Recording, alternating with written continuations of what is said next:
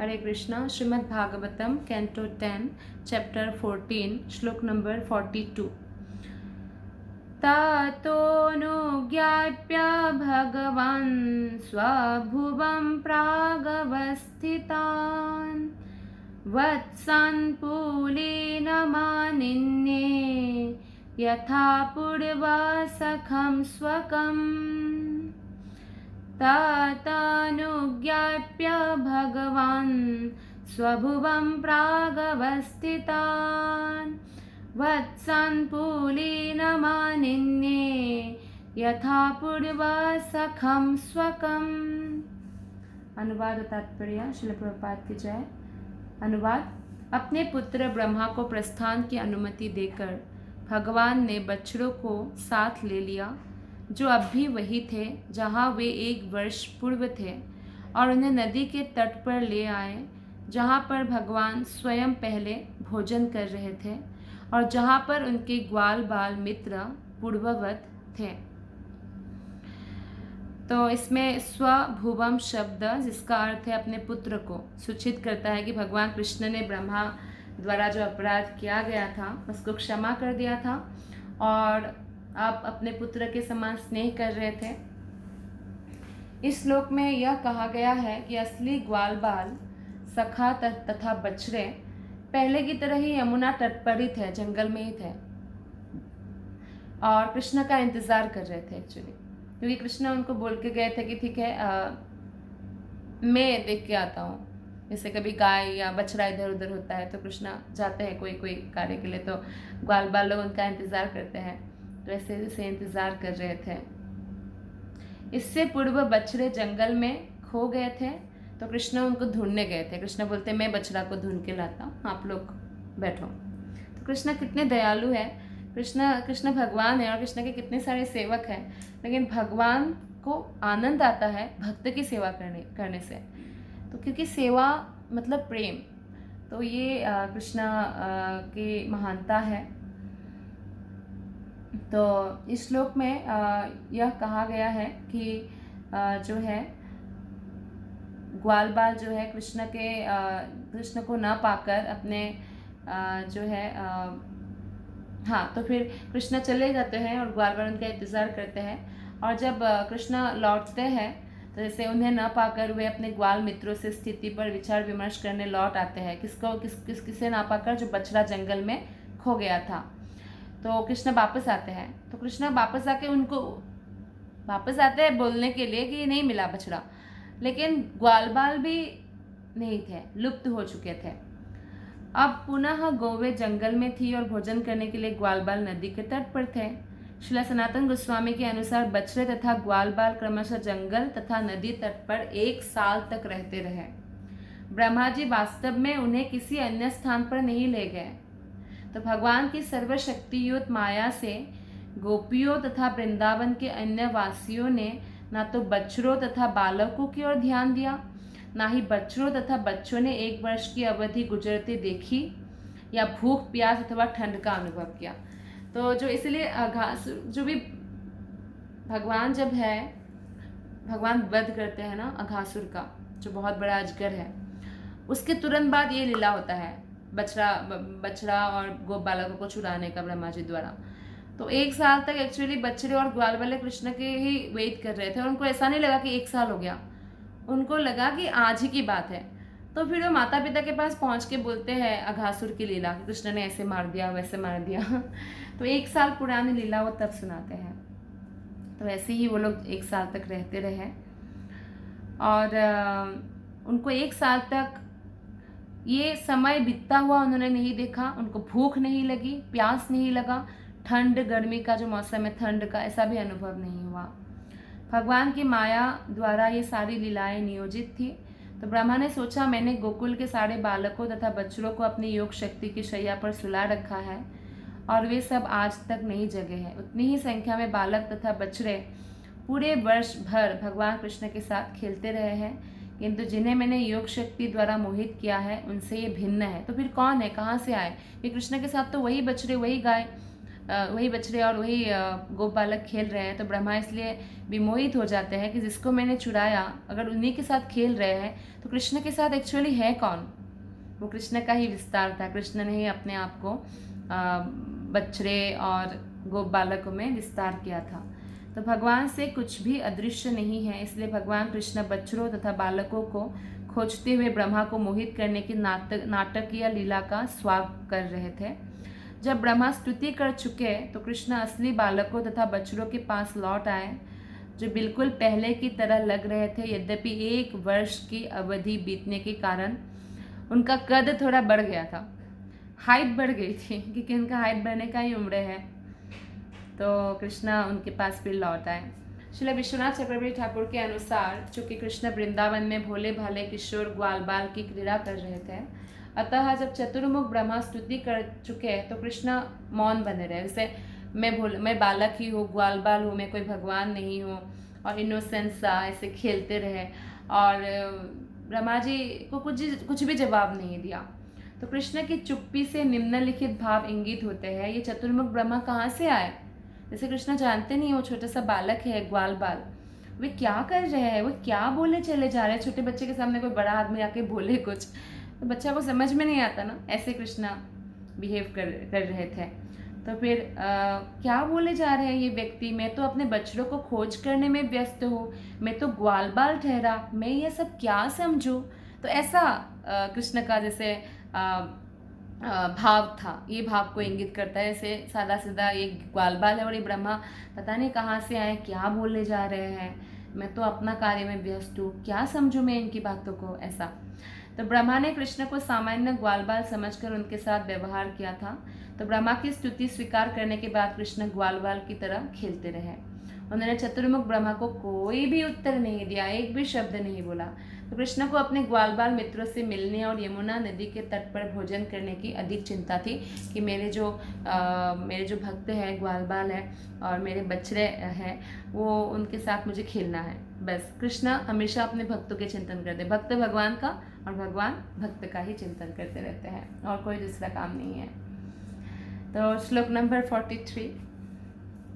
एकस्मिन्नापि यातेब्दे प्राणेशं चान्तरात्मनः कृष्णमाया हता राजन् क्षणार्धं मे निरीर्भका। हे राजन, यद्यपि बालकों ने अपने प्राणेश से विलग रहकर पूरा 1 वर्ष बिता दिया था, किंतु वे कृष्ण की माया शक्ति से आवृत कर दिए गए थे। अतः उन्होंने उस वर्ष को केवल आधा क्षण ही समझा कि कृष्ण तो अभी गए और अभी आए। उनको ऐसा लगा ही नहीं कि 1 वर्ष बीत गया, ऐसा कृष्ण को लगा ही नहीं। श्लोक नंबर 44। किं किं न विस्मरन्ति माया मोहित चेतसः यन्मोहितं जगत् सर्वम् अभीक्ष्णं विस्मृतात्मकम्। जिनके मन भगवान की माया शक्ति द्वारा मोहित हो, भला उन्हें क्या नहीं भूल जाता। माया की शक्ति से यह निखिल ब्रह्मांड निरंतर मोहग्रस्त रहता है, और इस विस्मृति के वातावरण में कोई अपनी पहचान नहीं समझ सकता। भगवान की माया शक्ति ऐसी है कि किसी के भी उसके सामने चलती नहीं है। कृष्ण की कृपा से ही हम भगवान की माया शक्ति या जो भी बहिरंगा माया का जो आवरण है उससे हम मुक्त हो सकते हैं। तो भगवान की माया शक्ति के कारण ही ब्रह्मांड निरंतर मोहग्रस्त रहता है। कृष्ण जैसे भगवत गीता में कहते हैं कि स्मृति और विस्मृति का कारण भी मैं हूँ, और इस विस्मृति के वातावरण में कोई अपनी पहचान नहीं समझ सकता है कि मेरा पहचान क्या है। कृष्ण बोलते हैं ममैवांश जीवलोके जीवभूत सनातना। भगवत गीता 15 चैप्टर में कृष्ण बोलते हैं कि ये जो जीवात्मा ही मेरे अंश है, मेरे शाश्वत अंश है। तो लेकिन वो इस पहचान को हम समझ नहीं सकते हैं माया के कारण। लेकिन जैसे जैसे हम भक्ति में प्रगति करते हैं तो ये माया के आवरण जो है हटता जाता है और हम ये बात को समझ सकते हैं। और जब इस बात को हम समझ जाते हैं तो फिर हमारे जीवन में कोई भी दुख नहीं रहता है। इसलिए भक्ति विनोद ठाकुर कहते हैं জীব কৃষ্ণের দাস এই বিশ্বাস করলে তো আর दुख নাই। जीव कृष्ण का दास है, ये विश्वास जीवात्मा कर ले तो कोई दुख नहीं हो सकता है। तो यहाँ स्पष्ट कहा गया है कि संपूर्ण ब्रह्मांड मोहित है, अतः इंद्र तथा ब्रह्मा जैसे बड़े बड़े देवता तक इस विस्मृति के सिद्धांत से बचे हुए नहीं है। चूंकि भगवान कृष्ण ने ग्वाल मित्रों तथा बछड़ों पर अंतरंगा माया शक्ति का प्रयोग किया, अतः इसमें कोई आश्चर्य नहीं कि उन्हें 1 वर्ष तक अपनी स्थिति का स्मरण नहीं हुआ। भगवान की बहिरंगा शक्ति के द्वारा बद्ध जीव अपने अस्तित्व को 1 वर्ष या लाखों वर्ष तक भूले रह सकते हैं, क्योंकि वे अज्ञान के लोक में, जिसे भौतिक जगत कहते हैं, देहांतरण करते रहते हैं। तो हमें कोई याद नहीं रहता कि हम पूर्व जन्म, हमने करोड़ों जन्म ले चुके होंगे, पर हमें याद नहीं रहता, लेकिन भगवान सब जानते हैं। तो विस्मृति का कारण भगवान की माया है, और जो ये ग्वाल वालों को भी नहीं पता चला 1 वर्ष बीत गया, ये भी कृष्ण के अंतरंगा शक्ति के कारण है। और ब्रह्मा जी जो मोहित हो गए वो भी कृष्ण की बहिरंगा शक्ति के कारण है। और ऊपर से भगवान की जो बहिरंगा शक्ति है उसका ये प्रभाव है कि बद्ध जीव अपने अस्तित्व को भूल रहता है कि मैं ये शरीर नहीं हूँ, आत्मा हूँ। समझने लगता है कि मैं ये शरीर हूँ, ऐसा। और शरीर के लिए सब कुछ करता है, आत्मा के लिए कुछ करता नहीं है। तो इस प्रकार जो है भगवान की माया शक्ति का प्रभाव रहता है भौतिक जगत में। श्लोक नंबर 45। ऊचुच्चासुहृदः कृष्णं स्वागतं ते तिरंहसा नैकोप्यभोजिकबला एहितः साधु भुज्यतम्। ग्वाल मित्रों ने भगवान कृष्ण से कहा, तुम इतनी जल्दी आ गए, तुम्हारी अनुपस्थिति में हमने एक कौर भी नहीं खाया, आओ और अच्छी तरह से अपना भोजन करो। तो अभी वो लोग सब लोग एक्चुअली खाने बैठे थे, लंच करने, तो इतने में एक बछड़ा खो गया। तो कृष्ण बोलते आप लोग खाओ, मैं आता हूँ ढूंढ के। तो कृष्णा जब आए, 1 साल बाद आए, लेकिन उनको लगा कि अरे कृष्ण तुम इतनी जल्दी आ गए, तुम्हारे जाने के बाद तो हम एक भी कौर अपने मुंह में अभी रखा नहीं, मतलब आधा क्षण में ही आ गए। उनको ऐसा अनुभव हुआ, क्योंकि भगवान के भक्त को जो है अंतरंगा शक्ति से उनकी बुद्धि को थका जाता है, ताकि लीलाएं बहुत सुंदर हो। जैसे कि यशोदा मैया, तो यशोदा मैया का अंतरंगा शक्ति से भगवान ने थक दिया बुद्धि, ताकि माता और जो बच्चा का जो लीला है उससे भक्तों को आनंद मिले, माता को आनंद मिले।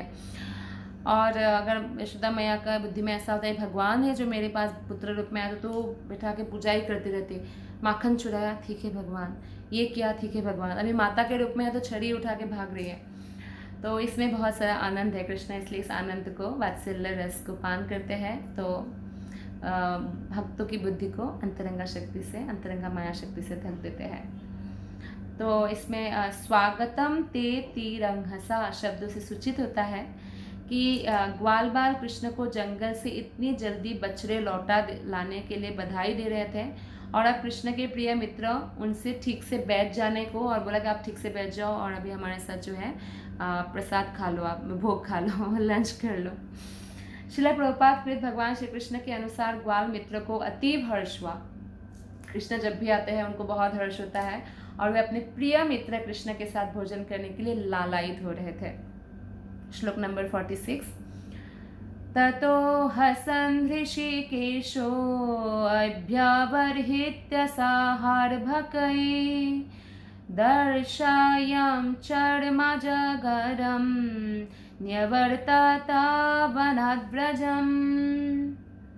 तत्पश्चात भगवान ऋषिकेश ने हंसते हुए अपने गोप मित्रों के साथ अपना भोजन समाप्त किया। भगवान मुस्कुराते हैं कि भगवान को पता है कि 1 साल बीत गया है, और भोजन किया प्रेम पूर्वक। और जब वे जंगल में ब्रज में स्थित अपने घरों को लौट रहे थे, तो भगवान कृष्ण ने ग्वाल बालों को अघासुर अजगर की खाल दिखलाई।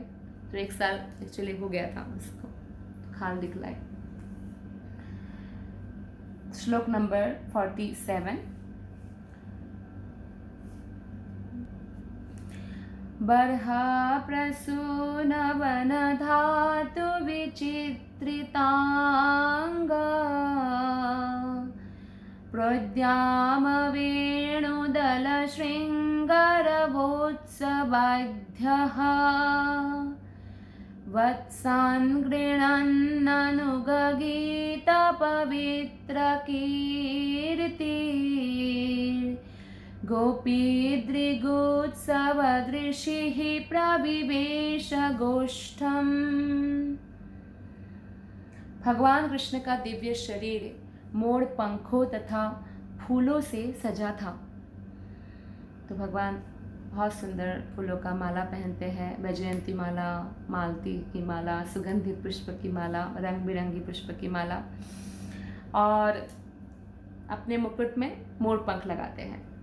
और जंगल के खनिजों से रंगा हुआ था, और बांस की उनकी वंशी, कृष्ण की जो बांसुरी है वो बांस की ही है, उच्च एवं उल्लासपूर्ण स्वर में गूंज रही थी। इतना सुंदर सुर भरते हैं कृष्ण।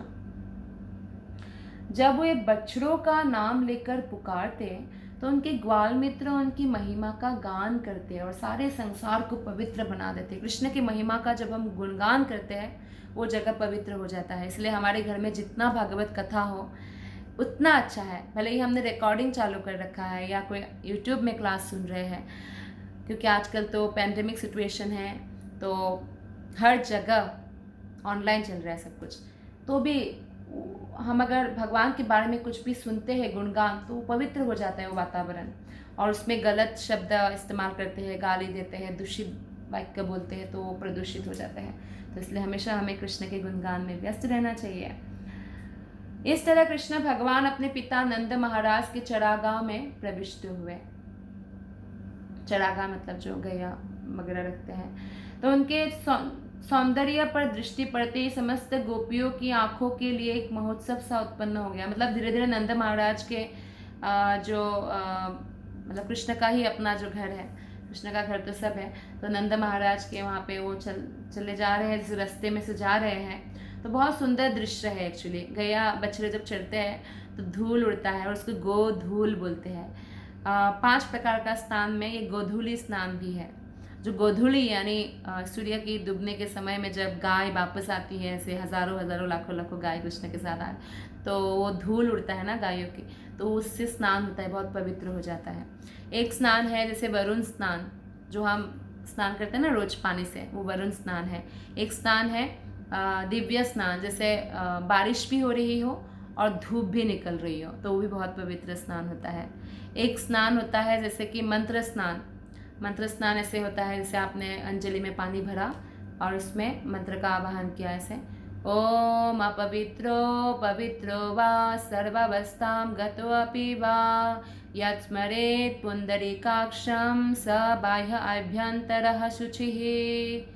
श्री विष्णु श्री विष्णु श्री विष्णु करके पानी ऊपर डाल देते हैं, तो वो मंत्र स्नान हो गया। बहुत इमरजेंसी में लोग करते हैं ऐसा भी, पवित्र करने के लिए, ताकि वो भगवान का नाम जप कर सके और बाकी सेवा कर सके। तो ये अलग अलग प्रकार का स्नान है। तो उसमें एक स्नान होता है पंचगव्य का भी स्नान होता है, जैसे कि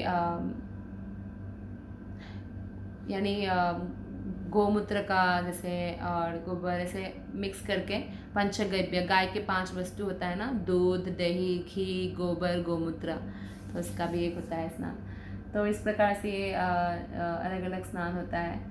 तो ये गोधूली के बारे में हम बोल रहे थे कि इतना दिव्य रूप देखकर कृष्ण का, और कृष्ण किस प्रकार से गाये पीछे पीछे आ रहे हैं और बांसुरी बजा बजा के वो प्रविष्ट हो रहे हैं चरागाह पर।